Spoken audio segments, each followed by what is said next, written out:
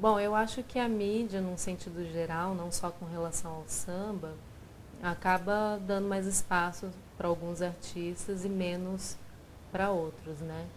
É... também é de se esperar, porque hoje em dia tem uma diversidade muito grande de gente tocando, gente fazendo música.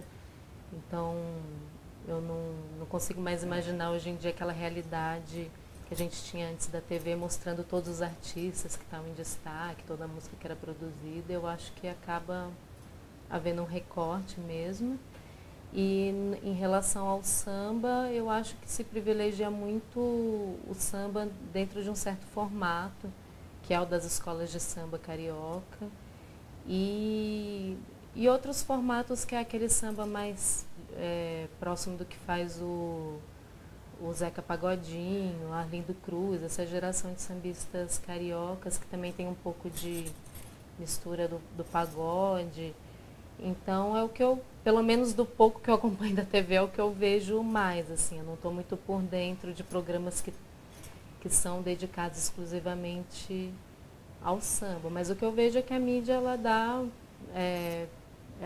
dá predileção para alguns artistas e para alguns estilos musicais e em detrimento de outros que quase não aparecem. Só para contextualizar, eu fiz o mestrado sobre Geraldo Filme, o samba paulista. E agora eu estou fazendo doutorado na música, que é sobre relações de gênero no campo profissional da música popular brasileira, né? Então, só para explicar um pouco, eu sou cantora e eu percebo ao longo da minha trajetória muitas associações do mundo da música com valores masculinos, em oposição a valores femininos que estão muito ligados ao trabalho do cantor, assim. Então, acho que não é à toa que existem mais cantoras do que cantores homens. E, geralmente, os homens que cantam, eles também se acompanham com algum instrumento ou compõem. Então, existe essa divisão bem marcada de mulheres fazendo papel de intérpretes, cantando, e os homens fazendo papel de compositores e instrumentistas. Isso foi um incômodo que sempre me acompanhou como musicista. E ainda, ao longo da minha pesquisa de mestrado, isso foi aparecendo com mais intensidade, porque eu estava pesquisando o universo do samba, que é um universo muito masculino, porque a maioria dos sambistas são homens. E aí, pesquisando o Geraldo Filme, eu comecei a perceber o papel das mulheres nesse universo. Então, eram geralmente as mulheres fazendo a comida no dia das festas, né? Porque o samba estava sempre muito atrelado à festa. Então, geralmente, onde tinha roda de samba, tinha comida. Então, as mulheres estavam sempre providenciando a comida, providenciando os desfiles, as fantasias para os desfiles de carnaval. Muitas delas atuavam como passistas, como dançarinas, e muitas vezes cantando os coros, né, nos refrãos dos sambas na roda. Então, o papel das mulheres sempre ficou muito restrito a essas funções dentro do samba. E outro incômodo muito grande que eu tive foi que eu conheci a esposa do Geraldo Filme, a Alice Filme. Eu fui na casa dela. E quando ela conheceu o Geraldo Filme, ela desfilava no cordão carnavalesco que era da mãe dele, que era o Paulistano da Glória. E depois que eles se casaram, ela parou de desfilar e ficou reclusa ao lar. E, inclusive, perguntando dele, ela me falou que não convivia muito com ele, nem ela nem o filho, porque ele passava muito tempo na rua. Ele ia para o samba, às vezes, um dia e voltava 5 dias depois para casa. Então, essa fala dela me revelou aquele costume dos homens na rua e as mulheres em casa cuidando dos filhos. É lógico que eu não estou generalizando, né? Existem vários tipos de relações e de famílias, mas teve um padrão que se generalizou e que, inclusive, era exaltado nas músicas, né? O homem como malandro, boêmio, sambista, que ficava na rua, e a mulher, muitas vezes, fazendo o papel da patroa, que mandava o marido trabalhar, mandava o marido para casa. Então, isso ficou muito marcado, não só no universo do samba, eu acho que da música popular em geral, mas no samba principalmente, talvez. E então, esse contato com a mulher em geral do filme fortaleceu assim meus incômodos que eu já tinha trabalhando como cantora no meio musical. E aí eu resolvi iniciar essa pesquisa de doutorado, que eu quero pesquisar o porquê, né, dessa predominância das mulheres na função de cantoras e dos homens como instrumentistas, arranjadores, compositores, produtores, né, essas funções bem demarcadas. E eu estou vendo que atualmente estão surgindo muitos movimentos questionando isso, inclusive dentro do universo do samba. Então eu tenho acompanhado vários grupos de samba formados exclusivamente por mulheres, inclusive eu tenho amigas que estão atuando nesses grupos, e essas mulheres estão fazendo show, então promovendo debates, mesas de debate e reflexão sobre o assunto. Inclusive, isso está rolando no SESC, no Centro Cultural São Paulo, e em muitos outros lugares, né? Está bastante em alta esse assunto das mulheres do samba, das mulheres e a música, né? E na nova geração de compositoras da MPB tem várias que já estão começando a se mostrar também como instrumentistas e compositoras, saindo um pouco desse papel da cantora. E pior, mais do que cantora, o papel da diva, né? Que é sempre da cantora super bem produzida e centralizando o trabalho na imagem dela, na persona dela. Então, acho que todos esses valores atualmente estão sendo muito debatidos, principalmente pelas mulheres, obviamente. Então, acho importante assinalar que nesse ano que a gente comemora o centenário do samba, que esses assuntos estejam sendo levados em consideração. Eu comecei minha trajetória musical exclusivamente como cantora. Então, apesar de eu tocar violão, nunca toquei violão em público, porque eu nunca me aprofundei também, então não me sinto à vontade, mas também não sei qual é a origem dessa insegurança, né? De repente talvez eu tenha sido mais incentivada a ser cantora do que a ser compositora. Eu sempre desconfio dessas realidades, sempre penso que tem algum fundo antropológico nisso, né? Então, a vida inteira eu atuei como cantora, eu cantei em coral, em banda, depois entrei no curso de música popular da Unicamp, atualmente dou aula de canto. Mas aí há alguns anos eu resolvi também começar a me mostrar como compositora. Eu era também muito insegura com minhas composições, eu compunha só para mim, não mostrava para ninguém, trabalhava como intérprete mesmo. Mas aí com o incentivo de alguns amigos, músicos, que ouviram minhas músicas e gostaram, eu comecei a mostrar e acabei gravando um disco que tem 2 composições minhas. Isso só para demonstrar a minha insegurança, porque só gravei 2. Agora no segundo, que eu estou me soltando mais, eu pretendo gravar 10 músicas minhas. Mas enfim, falando da minha trajetória pessoal, eu sempre me senti muito insegura no meio profissional da música. Eu demorei para conquistar uma segurança e começar a mostrar minha cara e minha personalidade. Não sei se só por questões de gênero, por ter uma predominância masculina e eu me senti um pouco de fora, mas por várias questões psicológicas também relacionadas à timidez, exigência técnica, enfim. Mas com relação a ser mulher, eu acho que apesar de hoje em dia isso estar sendo questionado, os papéis da mulher, os estereótipos da feminilidade, eu acho que ainda tem as pessoas ainda reforçam muito a necessidade da gente trabalhar muito a nossa imagem. Então, sempre se apresentar com um super trabalho de figurino, de maquiagem, de cabelo, enquanto os músicos vão tocar meio que de qualquer jeito. Então fica muito a imagem do trabalho centrada na cantora. Isso acontece com os cantores também, mas eu acho que mais com as cantoras.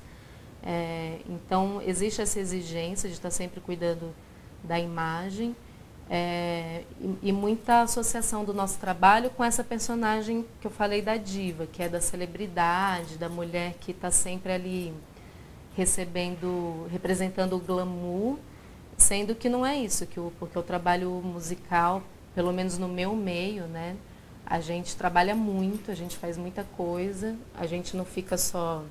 A gente não está pronta só para subir no palco e cantar. Isso já é para quem está mais privilegiado, que tem o apoio da mídia. No meu caso, que sou independente, que não tenho apoio nenhum, É muito trabalho. Eu trabalho com a produção, eu organizo os ensaios, eu organizo a agenda de horário de todo mundo.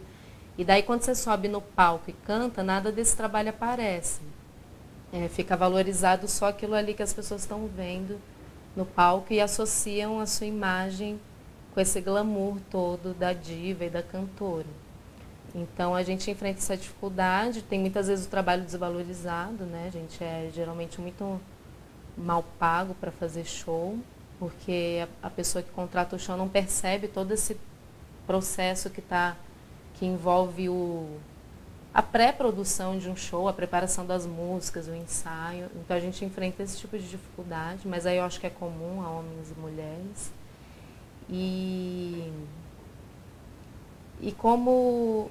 Bom, e falando mais do mundo da música em si, não tanto dessa relação com a mídia, eu acho sim que existe uma resistência quanto à atuação das mulheres em outros papéis, que sejam de arranjadoras, de produtoras, de compositoras.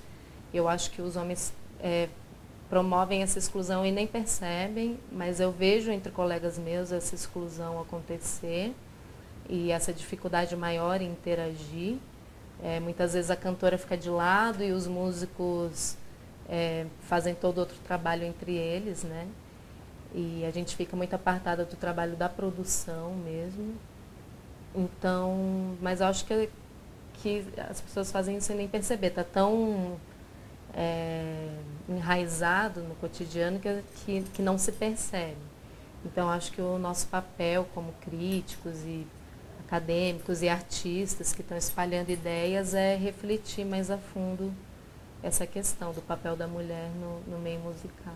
Falando agora sobre a minha pesquisa de mestrado, onde eu pesquisei a obra do Geraldo Filme e o samba paulista, algumas das conclusões que eu cheguei é que assim, existem algumas diferenças musicais na obra de alguns compositores de São Paulo com relação ao Rio de Janeiro, não é de todos. No Geraldo Filme eu encontrei vários elementos de uma musicalidade que eu achei diferente e que por isso eu fui pesquisar a fundo e tentar entender por que a música dele era diferente. Então eu encontrei muitos elementos presentes na música dele de vários ritmos rurais do estado de São Paulo. Então tinha muita coisa do samba de roda, do samba de bumbo, que é praticado em São Paulo, que é um samba que tem uma batida bem grave, num tamborzão grave, que parece muito o baião nordestino, muita influência da viola caipira, enfim, de outros ritmos presentes no interior de São Paulo nas festas que ele frequentava quando ele era criança. Isso aparece em algumas músicas, não é em todas, porque ele também compôs sambas enredos para as escolas de samba que ele participou, então ele acabou também absorvendo muita influência do Rio de Janeiro. Um dos produtores do disco dele era um músico também infiltrado no mercado de música carioca. Então, não tem como fazer essas barreiras, né? Os músicos de vários estados convivem entre si, vão fazendo essas trocas e a gente vai perdendo um pouco a noção sobre o que é o que, né? Mas o que eu percebi de mais importante na obra dele é que ele teve uma atitude política de querer preservar esse discurso musical. Então ele se posicionava desse jeito, ele dizia, eu sou um sambista paulista, o meu samba é diferente, eu quero valorizar a tradição do meu povo, e ele agiu conscientemente nesse sentido. Agora, com relação à valorização pela mídia, o samba carioca ele ganhou esse status, né, de samba nacional, de representante do samba em geral, por vários fatores históricos, né? Porque Rio de Janeiro foi capital da República, então toda a produção cultural estava centralizada lá, todos os meios de comunicação de massa se consolidaram lá, né? E até hoje existe esse grande poder da mídia carioca, né? Representada pela TV Globo. Então, acabou se valorizando mais o que acontece no Rio de Janeiro, né? O samba das escolas de samba, esse modelo da escola de samba que veio de lá e que acabou sendo adotado em São Paulo.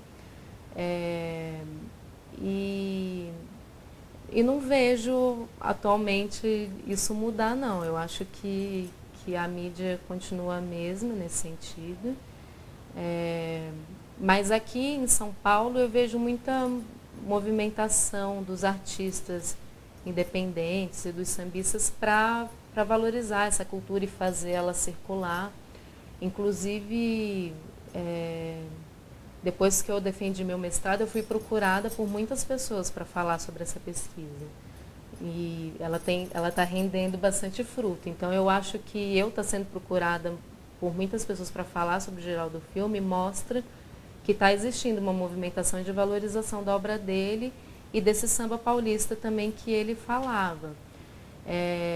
E isso eu acho muito legal, porque eu acho que também é a tendência do mercado de música atual, é ele se ramificar, parar de depender tanto da televisão, né? Ainda bem, porque daí isso dá mais espaço para os artistas independentes. Então, acho que com esse crescimento dos canais de internet e desses espaços dentro da cidade que concentram pequenos nichos de música, então está acontecendo muito disso, das pessoas abrirem suas casas para apresentações musicais. Então, muitos bares estão abrindo espaço para programação autoral. Enfim, tudo isso que está acontecendo, eu acho que está dando espaço para esses artistas de São Paulo se mostrarem. Então, um exemplo é o Toinho Melodia, que é um sambista super antigo daqui da cidade e que tem tocado direto nos bares de samba da Vila Madalena, com um pessoal bem jovem, que está ajudando ele a produzir e a mostrar a música dele. E outros exemplos assim dessa união dos sambistas antigos com essa nova geração da música. O Kiko Dinucci é um músico que agora está ganhando bastante projeção na mídia e ele começou divulgando também o samba de São Paulo. Eu fui ver vários shows dele que eram em homenagem ao Geraldo Filme. A Jussara Marçal, ela gravou um disco com o Canto dos Escravos, que também foi uma obra que foi gravada pelo Geraldo Filme com a Clementina de Jesus. Então, acho que essa nova geração de músicos que estão ocupando esses espaços diferenciados, um pouco... que promovem uma cena alternativa com relação aos grandes meios de comunicação de massa, eu acho que aqui, que nesses nichos está acontecendo uma movimentação bem legal de divulgação do samba paulista. Como eu falei para vocês anteriormente, eu não me considero uma sambista no sentido estrito do termo, né? Eu sou uma musicista, eu a vida inteira gostei de música, estudo música há muito tempo, me formei em música, me dedico exclusivamente a isso e eu gosto de vários estilos, assim, principalmente da música popular brasileira, que é a música que eu mais amo, mas também gosto muito de música, gosto muito de rock, de jazz, de música da América Latina em geral. Então eu não me considero uma sambista no sentido de que eu não me dedico só ao samba. Eu não vivo de samba como eu acho que são os sambistas mesmo, né? Eu aprecio o samba como música, assim como eu aprecio várias outras músicas. Então eu já compus alguns sambas, inclusive agora eu estou com um grupo de samba com umas amigas que a gente vai começar a divulgar essas composições. Mas eu também componho outras coisas, componho bossas, componho rocks, enfim, eu vou usando esse material que eu colecionei ao longo da vida e vou colocando na música, e o samba é um desses elementos, né? Agora, o que eu penso quanto ao aprendizado de qualquer estilo, seja o samba, seja o rock, seja a salsa, seja o baião, eu acho primeiramente que ninguém nasce com um dom. Eu acho que as pessoas, elas vivenciam essas culturas e vão aprendendo. E o aprendizado, ele tem vários caminhos. Você tem a tradição oral, que é aquela tradição em que você ouve e imita e desenvolve as suas técnicas por esse processo da imitação. E é um processo que está muito presente entre os sambistas antigos, principalmente, né? Então, eram sambistas que não tinham formação em música. Eles nasciam nos lugares onde o samba acontecia. O samba fazia parte do cotidiano deles, as famílias deles frequentavam os sambas, frequentavam as escolas, e eles se tornavam sambistas por essa vivência da música. Isso acontece ainda hoje. Isso é o grande berço da música popular, é a tradição oral da vivência. Mas existem também outros caminhos que pode ser... você pode aprender música pela academia, você pode aprender música ouvindo em casa e reproduzindo. Existem vários caminhos para se aprender música, né? É lógico que a vivência da cultura, você entrar numa cultura cotidianamente, presenciá-la todo dia, participar de todos os eventos, isso traz um outro tipo de formação, né? Eu pelo menos percebo muita diferença quando eu ouço uma cantora como a Fabiana Cosa, que nasceu na escola de samba cantando samba, e uma outra cantora que não teve essa vivência, mas que interpreta sambas.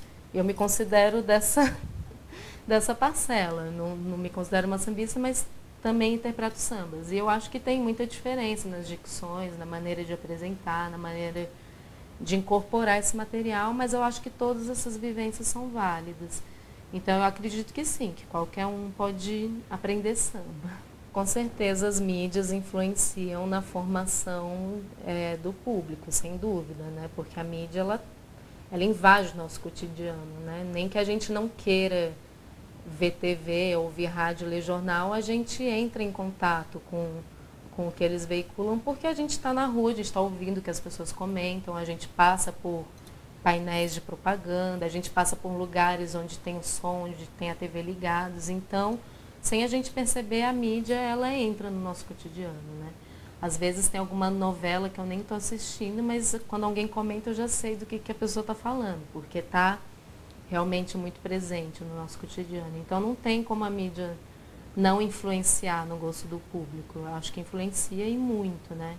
E a gente que vive como artista, a gente vê a diferença que faz quando a gente está cantando num lugar com um público mais restrito, quando a gente se apresenta na TV.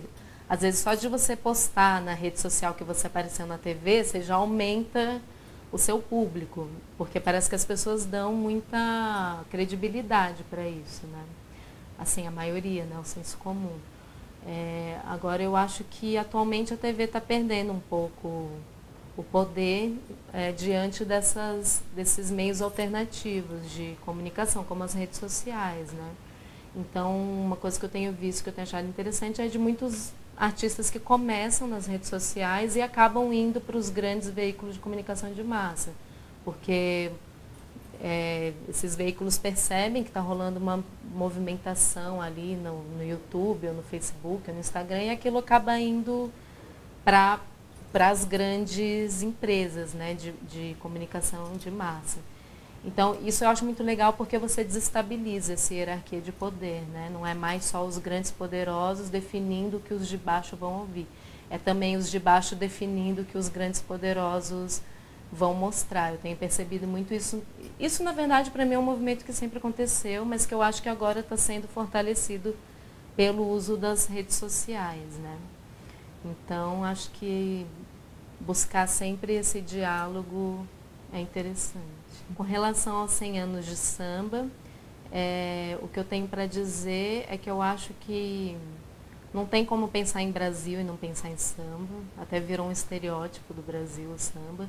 Mas é um estereótipo que tem um fundamento, porque eu acho que o samba tá muito presente no nosso cotidiano.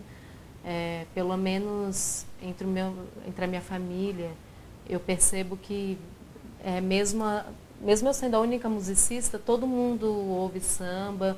Eu tenho vários familiares que frequentam a escola de samba e que tratam a escola de samba como se fossem o time de futebol. Então, eu acho que está muito, muito presente. Existe um repertório que todo mundo conhece, que todo mundo tem uma relação de afeto, porque vem desde a infância, né? A gente acaba ouvindo esse repertório, nem que seja pela avó que canta. Então, acho que é muito importante a gente valorizar essa cultura. Acho que é uma cultura que trabalha muito a autoestima de pessoas que estão muito... que tiveram várias vivências de discriminação racial, social, de violência. E daí eu acho que no samba elas acabam encontrando um espaço para se expressarem, para trabalhar a autoestima, para trabalhar a identidade. Então, acho muito importante o samba, não só como música, mas como essa cultura que envolve o fazer musical, essa cultura do lazer, da reunião, da celebração. Então, tem acontecido muitos encontros por São Paulo que são gratuitos e depois da roda de samba o pessoal prepara um caldo para todo mundo comer. Então acho muito importante isso que o samba faz na cidade. O que alguns grupos fazem de ocuparem as praças. Então está tendo um samba sempre lá no Largo da Santa Cecília, está tendo no Bexiga, na frente da igreja da Quiropita, na Vila Madalena tem várias rodas que ocupam as praças. Então acho que essa característica do samba que vem desde o nascimento dele, de ocupar a rua, de promover um espaço de sociabilidade, é muito rico e tem que ser valorizado e acho que tem que cada vez mais existir no Brasil. Queria aproveitar esse espaço que a TV Brasil me deu para divulgar meu CD, Bruna Prado, A Maçã. Esse é meu primeiro CD, eu lancei no final de 2014. Ele pode ser ouvido no Spotify, no iTunes, ou então no meu site, que é brunapradocantora.com. Lá também vocês podem acompanhar os shows. E agora eu estou gravando meu segundo disco, que eu vou lançar no segundo semestre. E todas as novidades eu posto no meu site e na minha página, que também é Bruna Prado Cantora, minha página do Facebook. Então, quem tiver interesse, acompanhe.